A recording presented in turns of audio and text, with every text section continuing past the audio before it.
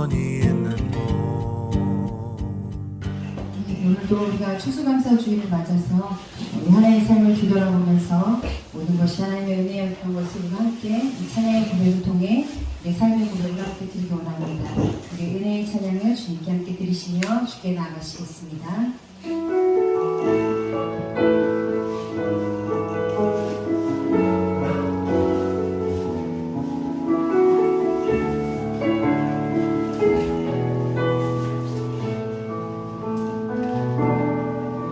내가 누려왔던 모든 것들이 내가 지나왔던 모든 시간이 내가 걸어왔던 모든 순간이 당연한 건 아니라 은혜였소. 아침에가 뜨고 저녁에 노는 봄의 꽃향기와 가을의 열매 변하는 계절을 보는 순간이 당연한 건 아니라 은혜였소. 한번 더 내가 누려왔던 모든 것들이 내가 누려왔던 모든 것들이 내가 지나왔던 모든 시간이 내가 걸어왔던 모든 순간이 당연한 건 아니라 은혜였소. 아침에가 뜨고 저녁에 노는 봄의 꽃향기와 가을의 열매 변하는 계절을 보는 순간이 당연한 건 아니라 은혜였소.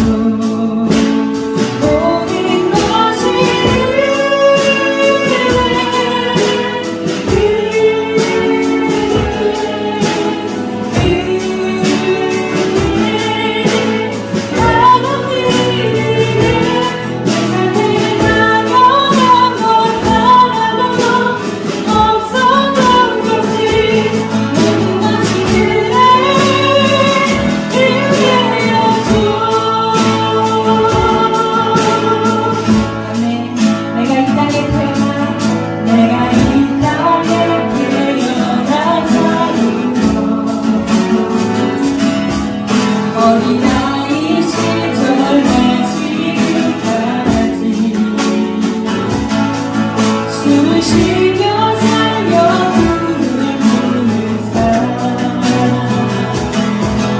당연한 건 아니라 은혜였소. 내가 하나님의 자녀로 살며 오늘 찬양하고 예배하는 삶 복음을 전할 수 있는 축복이 당연한 건 아니라 은혜. 한 번 더 내가 이 땅에 태어나 사는 것 내가 이 땅에 태어나 사는 것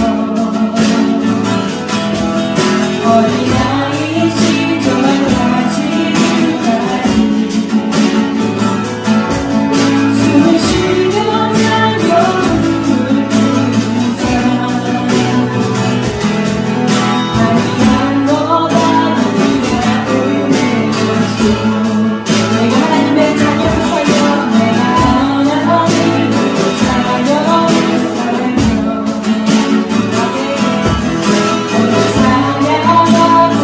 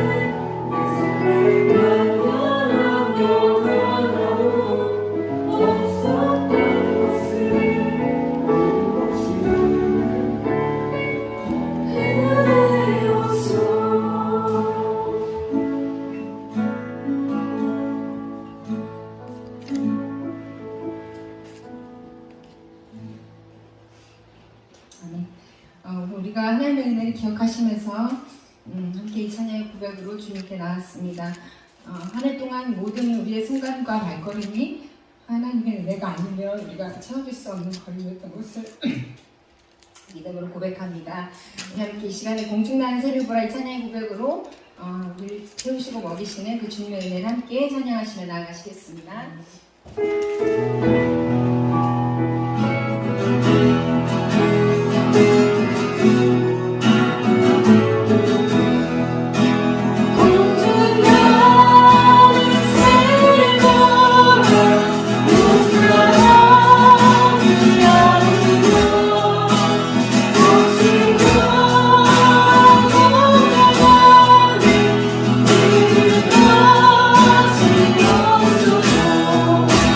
세상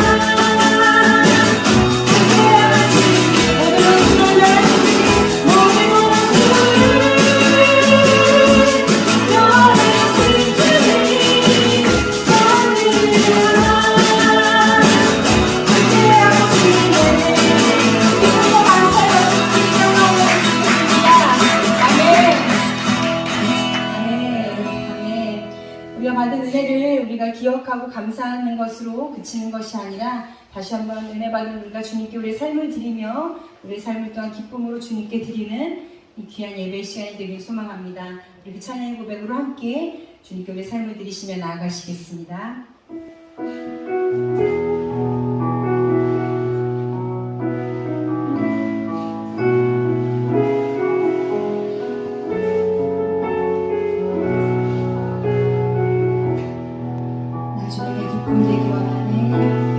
나 주님의 기쁨 되기 원하네.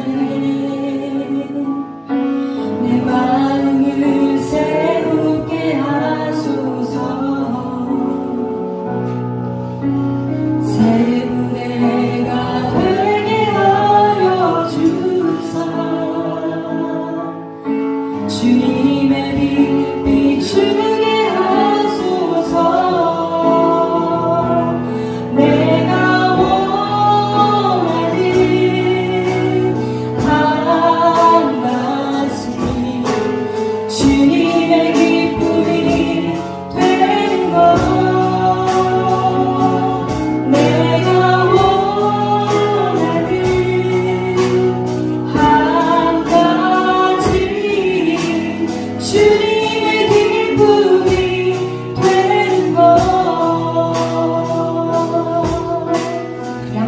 하시겠습니다. 나 주님의 기쁨 되기 원하네. 나 주님의 기쁨 되기 원하네. 내 마음을 새롭게 하소서. 새 부대가 되게 하여 주사. 주님의 빛 비추게 하소서. 내가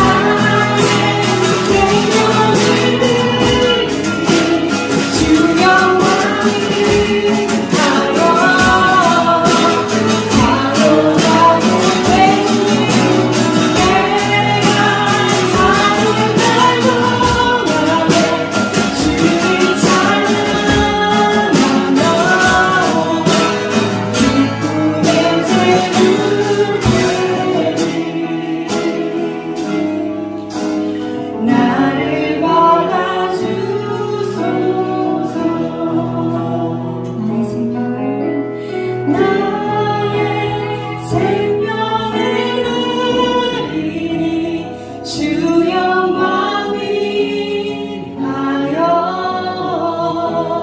사용하옵소서. 내가 사는 날 동안에 주를 찬양하며 기쁨의 제물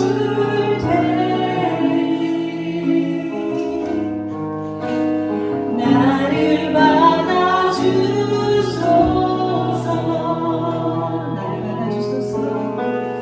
나를 받아주소서.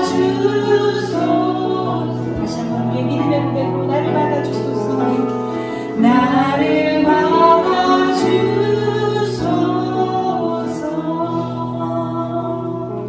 사랑의 주님,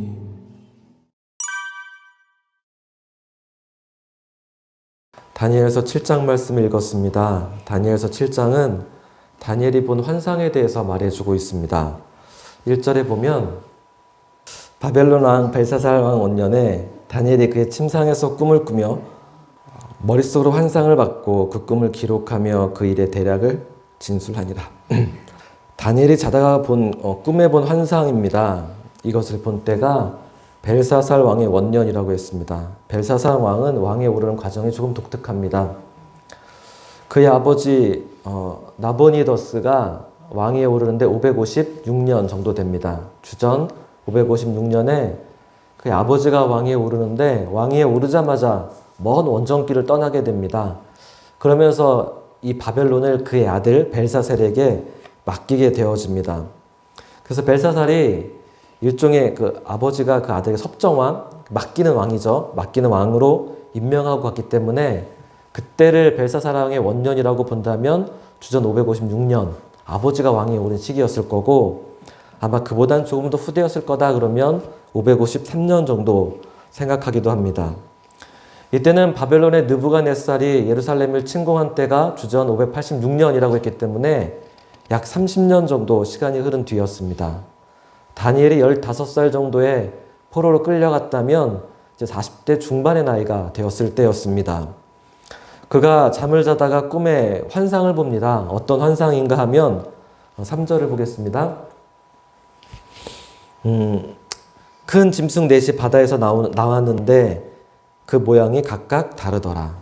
바다에서 커다란 짐승이 올라오는 꿈을 꾸었습니다. 그 네 짐승의 모양이 각기 달랐다고 했습니다. 첫 번째 짐승은 사자같이 생겼는데 그의 등에 독수리의 날개가 있었습니다. 두 번째 짐승은 곰의 모습이었는데 입에 갈빗대를 이렇게 물고 있었습니다. 세 번째 짐승은 표범이었는데 등에 날개가 넷이나 있었고 머리도 넷이나 있었습니다.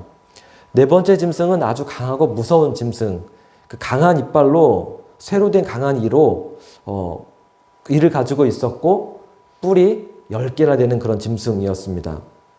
여러분은 꿈이나 환상을 좋아하시나요? 누구나 환상을 보았다고 하면 여러분 어떤 생각이 드시나요? 다니엘이 본 환상은 이 세상에는 없는 이상한 생물이었습니다. 그래서 이 짐승의 모습이 어떤 것일지 쉽게 그려지지 않습니다. 때문에 이런 환상이 어떤 의미인지는 더욱 이해하기가 어렵기도 합니다. 다니엘서를 묵시문학이라고 보통 말을 합니다. 요한계시록처럼 구약의 묵시서, 예언서입니다. 그래서 다니엘서와 계시록 같은 이 묵시서에는 많은 비유와 상징과 은유들이 나오게 됩니다. 그런데 그 숨은 뜻을 파악하는 것이 쉽지는 않습니다. 간혹은 억지로 그 의미를 풀다가 잘못 해석하기도 하고 또 오해하기도 하고 때로는 이단에 빠지기도 합니다. 사실 이단들이 이 묵시문학을 잘 이용하는 것이기도 합니다. 어쨌든 이런 위험이 있음에도 불구하고 다니엘서에 많은 상징들이 등장하는 이유가 무엇일까요? 그것은 다니엘서와 같은 이 묵시문학이 미래를 알려주는 것보다 사실은 위로가 목적이기 때문에 그렇습니다. 단지 미래의 일을 알려주는 것이 목적이라면 더 과학적인 언어를 사용했을 것입니다. 오해하지 않도록 말입니다. 그러나 꿈이나 환상, 비유와 상징들이 이 많은 것은 그럼으로써 뜻이 모호하고 이해하기 힘든, 그래도 괜찮은 것은 숲을 보라고 하는 것입니다. 상징 하나하나의 거기다 의미를 부여하지 말고, 거기서 뜻을 찾으려 하지 말고, 환상이나 어떤 사건이나 그 전체가 무엇을 말씀하는지를 깨달으라 라고 하는 것입니다. 그리고 다니엘서는 그것을 충분하고 아주 명확하게 말씀해 주고 있습니다. 예를 들면 다니엘서 2장에 보면 느부갓네살 왕이 꿈을 꿉니다. 자신이 꾼 꿈 때문에 많이 놀라는데 그가 어떤 꿈을 꾸는지 말하지 않으면서도 바벨론의 점쟁이들을 불러놓고 자신의 꿈을 해석하라고 말합니다. 왕이 무슨 꿈을 꿨는지 모르기 때문에 그 박수무당들은 아무도 꿈을 해석하지 못했습니다. 그런데 그때 다니엘이 왕이 꾼 꿈이 무엇인지를 말하며 또 그 해석도 정확하게 이야기해 주었습니다. 이때 느부갓네살 왕이 꾸었던 꿈은 커다란 신상이었습니다. 머리는 황금이었고 가슴과 팔은 은이었고 배와 넓적다리는 노시였고 종아리는 쇠였습니다. 발의 일부는 쇠였고 일부는 진흙이었습니다. 그리고 그때 어디선가 큰 돌이 날아와서 그 신상을 깨트려 부수는 꿈이었습니다. 우리가 이 꿈을 통해서 하나님께서 말씀하시는 것은 이것입니다.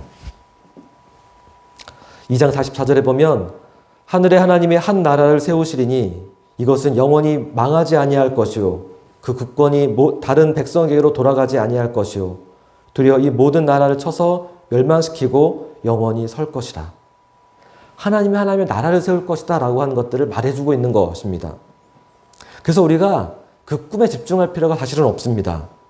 그 재질이 왜 그랬는지, 그게 무슨 의미인지 혹시 몰라도 괜찮습니다. 여기서 말씀하는 것은 하늘에 하나님이 한 나라를 세울 것이다. 그리고 그 나라가 영원할 것이다 라고 말해주는 것입니다. 3장에 보면 느부갓네살이 한 우상을 세웁니다. 그리고 백성들을 그 앞에 절하라고 불러 모읍니다. 다니엘의 친구들이 그 우상 앞에 절하지 않자 그들을 뜨거운 풀물에 던져버립니다. 맹렬히 타는 불 속에서 그런데 다니엘의 친구들은 머리카락 하나 상하지 않습니다. 오히려 그들을 결박했던 끈만 불타서 오히려 그들이 자유롭게 그 불 속에서 움직이는 것들을 보게 되어집니다. 그러자 3장 28절에 보면 느부갓네살이 이렇게 하나님을 찬양합니다. 사드락과 메삭과 아벳느고의 하나님을 찬송할지로다. 하나님 외에 다른 신을 섬기지 않고 우상에게 절하지 아니한 종들을 구원하셨도다. 이것이 다니엘서의 주제입니다. 그리고 지난주에 보았던 다니엘 4장 말씀 여러분 기억하실 것입니다. 느부갓네살이 두 번째 꿈을 꿉니다. 커다란 나무를 보았습니다. 이 나무의 높이가 하늘에 닿았고 가지가 땅끝에서 보일 정도였습니다. 수많은 열매가 가득한 나무였습니다. 그때 거룩한 순찰자가 내려와 그 나무를 베어버립니다. 그리고 그 나무 구루터기에 새와 놋줄을 묶고 그리고 짐승의 때를 지날 것이다 라고 말합니다. 그 꿈대로 느부갓네살에 쫓겨나서 들짐승과 함께 살며 이슬을 맞습니다. 7대가 지난 후에 기한이 차서 느부갓네살이 회복되어집니다. 그리고 나서 4장 34절에 보면 이렇게 고백합니다. 느부갓네살이 고백합니다. 내가 지극히 높으신 이에게 감사하며 영생하신 이를 찬양하고 경배하였나니 그의 권세는 영원한 권세요 그의 나라는 대대에 이르리로다. 여러분 계속 반복되지 않습니까? 다니엘은 하나님의 주권, 하나님의 통치에 대해서 말하고 있는 것입니다. 5장도 그렇습니다. 손가락이 나타나서 벽에 글씨를 쓴 사건도 그렇고 6장에 보면 다니엘이 사자굴에 갇히게 되어집니다. 다니엘을 사자굴에서 건져 올리며 다리오 왕이 이렇게 고백합니다. 다니엘의 하나님 앞에서 떨며 두려워할지니 그는 살아계신 하나님이시요 영원히 변치 않으실 하나님이시며 그의 나라는 멸망하지 아니할 것이요 그의 권세는 영원 무궁할 것이며 그는 구원하시며 이적과 기사를 행하시는 분이시다. 오늘 우리가 읽은 다니엘의 환상도 내 짐승의 모습이 낯설고 또 어렵습니다. 그래서 어떤 분들은 왜 우리가 이것을 알아야 하나? 라고 생각할 수도 있습니다. 왜냐하면 다니엘은 본인이 본 환상이기 때문에 이것이 무척 중요하겠지만 우리는 또 그렇지도 않습니다. 또 다니엘이나 그의 세대들은 이것이 이루어질 미래의 예언이지만 지금 우리 입장에서 보면 그것은 이미 과거에 성취된 과거의 사건이기 때문에 더 그렇습니다. 바벨론과 페르시아, 헬라 제국 그리고 이어 등장하는 로마 제국까지 이 네 짐승은 제국들의 흥망성쇠를 보여줍니다. 다니엘에게는 미래였지만 우리에게는 과거입니다. 그런데 정말 그것이 전부였을까요? 아닙니다. 다니엘은 환상 중에서 영광의 하나님을 보게 되어집니다. 9절 말씀, 내가 보니 왕자가 놓이고 옛적부터 항상 계신 이가 좌정하셨는데 그의 옷은 희기가 눈 같고 그의 머리털은 깨끗한 양털 같고 그의 보좌는 불꽃이요 그를 섬기는 자는 천천히요 그 앞에 모셔선 자들은 만만이며 심판을 베푸는데 책들이 펴 놓여 있더라. 누가 이만큼 하나님을 보았습니까?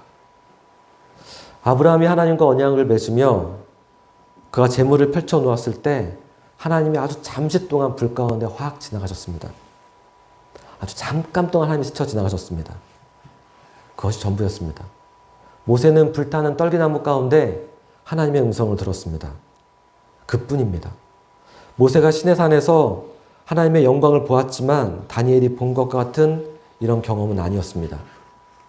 이사야가 하나님의 성전에 들어가서 보았던 영광도 너무나 놀라웠습니다. 그러나 다니엘이 환상 가운데 보았던 이 환상과 비교할 수 없습니다. 13절과 14절.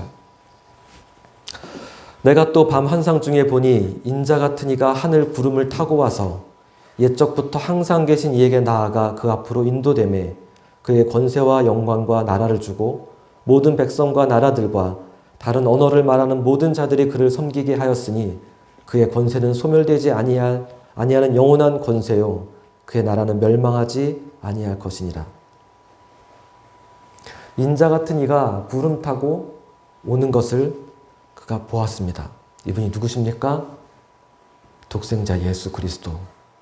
그분의 권세와 영광과 나라를 그분에게 주겠다라고 말씀하고 모든 나라와 각 나라와 족속과 백성과 방언에서 아무라도 능히 셀 수 없는 큰 무리가 하나님 앞에 나아가는 것들을 다니엘은 또한 보고 있는 것입니다. 왜 하나님은 다니엘에게 이만큼까지 보이셨을까요? 믿음의 조상 아브라함에게도 아니고 모세에게도 아니고 다윗 왕에게도 아니었습니다. 그 어떤 선지자에게도 아니었습니다. 다니엘에게 보이신 하나님의 비밀이 참으로 놀랍습니다. 그런데 왜 다니엘이었을까요? 이것은 다니엘 개인이 아니라 그 세대에게 주신 하나님의 위로였습니다. 다니엘 시대는 가장 힘든 시대였습니다. 너무나 풍요롭고 번영하는 바벨론이라는 제국 속에 하나님의 백성들은 포로로 끌려가서 종살이를 하고 있습니다. 가장 가난하고 가장 고달프고 가장 어렵습니다. 우상 숭배를 강요당하고 풀무불에 던져지고 사자굴에 떨어집니다. 믿음으로 사는 것이 이처럼 힘든 시기가 없었습니다. 그런데 하나님은 그들의 고난을 통해서 가장 신비로운 비밀을 보여주고 계십니다. 어쩌면 저와 여러분의 고난이 누군가에게 용기를 주고 위로를 주고 그리고 희망을 주는 통로가 되는지도 모르겠습니다. 제가 전에도 말씀드린 적이 있습니다. 제가 구독하는 유튜브 채널 중에 미라클이라는 유튜브가 있습니다. 박위라고 하는 청년이 운영합니다. 몇 년 전에 이 청년은 불의의 사고를 당해 커다란 장애를 입었습니다.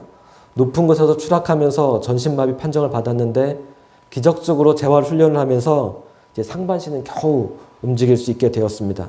휠체어를 타며 생활합니다. 차도 이렇게 타고 다닐 수 있게 되었습니다. 그런데 그는 이 사고 이후에 지금은 희망을 전하는 희망의 전도사가 되고 있습니다. 그는 자신처럼 사고를 당한 사람들, 난치병에 걸린 사람들, 삶의 위기와 어려움을 만난 사람들에게 따뜻한 위로와 용기를 북돋아주는 일을 하고 있습니다. 그가 일을 참 너무 잘하고 있습니다. 미라클이라는 유튜브도 위 미라클, 우리 모두에게 기적을 이라는 뜻을 담고 있습니다. 그런데 엊그제 이런 이야기를 하나 올렸습니다. 당분간 휠체어를 못할 것 같습니다. 라는 영상이었습니다. 영상에서 그렇게 말합니다. 며칠 전에 열이 올랐습니다. 코로나 검사를 했는데 다행히 음성이었습니다. 그날 북 콘서트가 있어서 그것도 무사히 마쳤습니다. 그런데 계속 오한과 고열이 계속 올랐습니다. 그날 저녁에도 식은땀이 계속 나고 몸이 너무 힘들었습니다. 침대에 누웠는데 침대에 피가 흥건히 젖어 있었습니다. 엄마를 급히 불렀습니다. 어머니가 보시더니 놀라시는 겁니다. 알고 보니 제 엉덩이에 욕창이 심하게 생겼던 겁니다. 그런데도 저는 아픔을 느끼지 못해서 그 지경이 될 때까지 전혀 몰랐습니다. 엎드린 상태로 1시간을 울었습니다. 너무 억울하더라고요. 전에 이보다 심하지 않은 욕창에도 얼마나 고생했는지 모릅니다. 한 달 이상 꼼짝하지 못하고 엎드려 있었습니다. 나는 열심히 달려왔던 것뿐인데 정말 중요한 일정들이 11월과 11월에 있습니다. 그럼 다 취소할 수밖에 없습니다. 구글에서 초청했던 싱가포르에도 가지 못하고 12월의 기적의 걷기 챌린지도 이제 연기해야 합니다. 이제 최소 2달 이상은 침대에서만 생활해야 됩니다. 하지만 저는 좌절하지 않겠습니다. 이 시간을 통해 제가 배워야 할 것이 더 많거든요. 고난 속에서도 감사할 수 있는 마음을 가질 때 위기를 기회로 바꿀 수 있는 힘이 생깁니다. 제가 항상 여러분에게 드렸던 말입니다. 이제는 제가 이 말을 현실로 보여드릴게요. 저는 이 영상을 끝까지 볼 수 없었습니다. 가슴이 너무 아팠습니다. 고난 속에서 감사하는 마음을 갖는 것, 그것이 가능할까요? 이스라엘이 포로로 끌려가서 가장 고달팠을 때 그 고난의 현장에서 하나님은 가장 신비하고 놀라운 비밀을 보여주셨습니다. 오늘 예배에 참석했는데 엊그제 석환이가 갑자기 의식을 잃고 쓰러졌습니다. 응급실에 실려가서 여러 가지 검사를 받고 다행히 의식을 찾고 오늘 예배도 건강하게 같이 드리고 있습니다. 전부터 어지러워서 힘들다라고 하는 이야기를 들었습니다. 아직 검사 결과가 나오지 않았지만 이러한 고난 속에서도 감사한 마음을 가질 수 있기를 바랍니다. 거기서 기적을 볼 수 있기 때문에 그렇습니다. 어제 우리에게 암송 9절 시편 34편 18절 말씀, 여호와는 마음이 상한 자를 가까이 하시고 충심으로 통회하는 자를 구원하시는도다 라고 했습니다. 우리의 마음이 상할 때 하나님이 가까이 만나주시는 기회가 되었습니다. 오늘 추수감사절입니다. 하나님은 감사로 예배하는 것, 감사로 제사하는 것을 기뻐하신다고 했습니다. 우리가 하나님께 예배할 때 여러 가지 마음이 있을 수 있습니다. 어떤 사람은 믿음으로 예물을 드리기도 하고 어떤 사람은 사랑으로 하나님 앞에 헌신하기도 합니다. 다 귀하고 아름다운 일입니다. 그러나 하나님은 왜 우리 특별히 감사로 예배하라고 하실까요? 제가 생각해 보니까 믿음으로 드린다는 것은 기대가 있는 것입니다. 내가 무언가 하나님 앞에 이렇게 헌신하면 하나님은 더 귀한 것을 내게 주실 거야. 내가 이 예물을 드리면 하늘에 보물창고에 쌓일 것이고 하나님 나에게 더 큰 복을 내려주시겠지. 이런 믿음도 귀하지만 어떻게 보면 욕심일 수도 있습니다. 사랑으로 드리는 헌신은 어떤 걸까요? 내가 하나님을 너무너무 사랑합니다. 하나님께 드리고 싶어서 하나님께 드리면 하나님 얼마나 기뻐하실까? 하나님이 너무너무 좋아하실 것 같아. 그래서 사랑으로 드리는 것도 정말 귀한 것입니다. 그러나 이것도 무언가 바라는 것이죠. 감사로 예배한다는 것은 어떤 것일까요? 우리 인간은 살아가면서 만족이라는 것이 불가능한 존재인 것 같습니다. 아무리 생각해도 그렇습니다. 여러분은 여러분 통장에 있는 돈이 만족스러우십니까? 이번에 수능 시험을 본 학생들이 그들의 성적에 만족스러울까요? 우리나라 축구가 월드컵 16강에 올라가면 누가 만족할까요? 아마 온 국민이 한 목소리 말할 겁니다. 여전히 배고픕니다. 여전히 승리에 목마릅니다. 아무도 만족하지 않을 겁니다. 그런데 하나님 우리에게 감사하라고 하는 것은 무엇일까요? 감사로 예배드린다는 것은 무엇일까요? 다니엘과 그 시대의 사람들은 포로 생활에 고달팠는데 거기서 그들은 하나님의 통치를 보았습니다. 하나님이 다스리는 곳, 영원한 나라, 영광스러운 나라를 그들이 보았습니다. 하나님의 나라는 눈물이 없는 곳, 후회가 없는 곳, 조금의 아쉬움도 없는 곳입니다. 거긴 전혀 서운함이 없는 곳입니다. 아무것도 부족함이 없는 곳입니다. 모든 곳이 충분한 곳, 그곳이 바로 하나님의 나라, 천국입니다. 하나님이 통치한 하나님의 나라가 그런 곳입니다. 우리가 추수감사절을 지킨다는 것은 만족함을 연습하는 것이라는 생각이 듭니다. 하나님의 나라를 살아가는 것입니다. 오늘 우리가 하나님께 감사로 예배드리기 원합니다. 믿음도 사랑도 귀하지만 하나님 내가 충분합니다. 하나님으로 내가 만족합니다. 하나님이 다스리시는 것으로 충분합니다. 포로 생활에 고달프다 할지라도 그렇게 하나님 앞에 감사하는 우리 모두가 되기를 간절히 원합니다. 기도하시겠습니다.